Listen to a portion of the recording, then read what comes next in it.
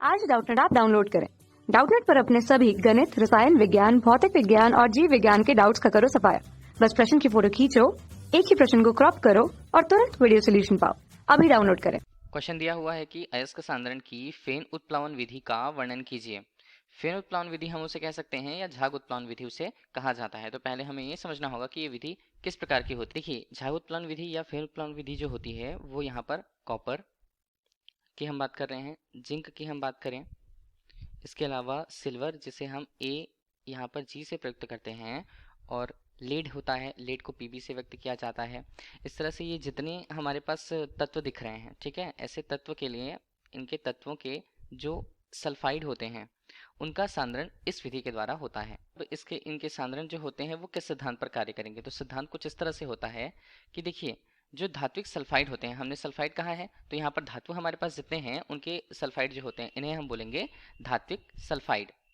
तब अगर हम बात करें धात्विक सल्फाइडों की, वे पानी की अपेक्षा तेल के द्वारा, तो तेल द्वारा बहुत जल्दी आर्द्र होते हैं। तेल द्वारा आर्द्र या वेट हम उसे कहेंगे, वेट हो जाते हैं। और इसी तरह अगर हम देखिए, एक तरीका तो हमने देख लिया। अब अगर हम किसी धात्विक रूप से किसी सिलिकेट की बात करेंगे, तो धात्विक सिलिकेट्स जो होते हैं, धात्विक सिलिकेट, उनमें जो आर्द्रता होती है वो किसके द्वारा जल्दी होती है, उनमें तेल की अपेक्षा जल द्वारा ये तेजी से आर्द्र होते हैं। ठीक है, तो ये हमारे पास दो अंतर मिल गया ताकि हम इसे समझ सकें। अब हमारे पास तो फिलहाल है कि फेन उत्प्लावन विधि या झाग उत्प्लावन विधि जो होती है वो सल्फाइडों पर आधारित होती है, सल्फाइडों के सांद्रण पर आधारित होती है। तो हमें क्या मिलेगा, हमें मिलेगा धात्विक सल्फाइड। धात्विक सल्फाइड के लिए हमें तेल प्रयुक्त करना होगा। उसके लिए हमने क्या किया, पानी का एक बड़ा आयताकार बर्तन लिया हुआ है। ठीक है, ये पात्र हमारे पास है, पानी का मिक्सचर या मिश्रण यहाँ पर रखा हुआ है। ठीक है, तेल और पानी की मात्रा होती है जिसमें हम चाहें तो उस पर तारपीन का तेल, चीड़ का तेल या नीलगिरी का तेल मिला सकते हैं। साथ में कुछ प्लवन कारक होते हैं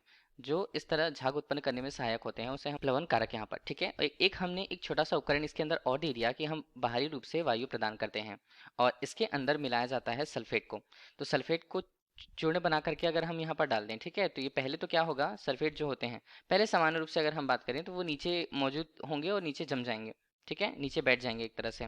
अब देखिए, अगर हमने बाह्य स्रोत से वायु प्रदान करी तो वायु अगर हम देते हैं तो उससे क्या होते हैं, हवा की तेज धारा दी जाने से वहाँ पे जो तेल और जल का मिश्रण होता है उसमें तैलीय झाग बनता है। ठीक है, वायु तो इस तरह देख रहे हैं हम कि अगर वायु हमने प्रदान करा तो वायु यहाँ से इस माध्यम पर, दूसरे माध्यम पर, और ये जा रहा है जल के अंदर, जल और तेल वाले मिश्रण के अंदर। अब इसमें क्या होगा, इसमें होगा कि वायु की तेज धारा जो बहती है इसके कारण यहाँ पर हमें दिख रहा है ऊपरी भाग पर जो झाग उत्पन्न हो रहा है, वो झाग किसके कारण होगा, वो होगा तेल के वायु के साथ मिक्सर या मिश्रण के कारण। ठीक है, इसे हम बोलेंगे तैलीय झाग। ठीक है, तो इससे क्या होता है, अब हमने ये बात करी थी कि धात्विक सल्फेट जो होते हैं वो तेल द्वारा जल्दी से आर्द्र होते हैं।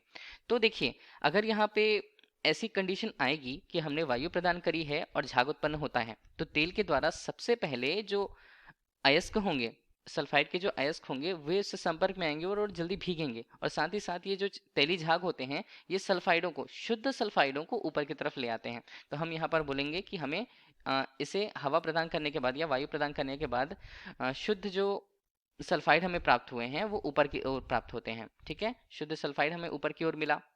हम बात करते हैं गेंग की, मतलब जो मिट्टी है, कंकड़ है, पत्थर है आदि जितने अपद्रव्य होते हैं वे अपने वजन के कारण नीचे की तरफ बैठ जाते हैं। ठीक है, तो आसानी से हम ऊपर की तरफ से जो शुद्ध सल्फाइड होते हैं, जो तैलीय झाग में मिले हुए होते हैं, हम उन्हें आसानी से अलग कर सकते हैं। ठीक है, और जो अशुद्धियां हैं वो तो वैसे ही नीचे बैठ जाती हैं। तो इस तरह से अयस्क का सांद्रण होता है फेन उत्प्लावन विधि के द्वारा। धन्यवाद।